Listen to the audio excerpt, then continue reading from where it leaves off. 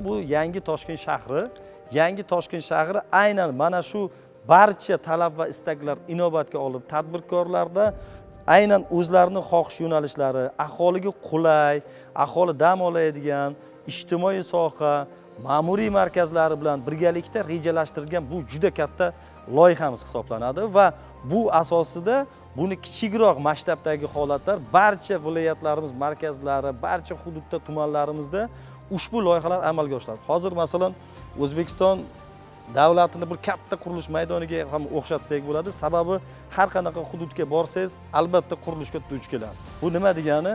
Bu o'sha hududda imkoniyatlari yildan yilga oshayotganligi, ishlab chiqarish, umuman aholida daromad manbai paydo bo'lgandan o'z-o'zidan ma'lum bo'ladi. Bu aholiga o'z-o'zidan yangi, shinam, energiya tejamkor, barcha qulayliklarga ega bo'lgan, yangi kommunikatsiya, umuman infratuzilma obyektlariga ega bo'lgan yangi bir shaharcha paydo bo'lyapti desam ham adashmagan bo'laman.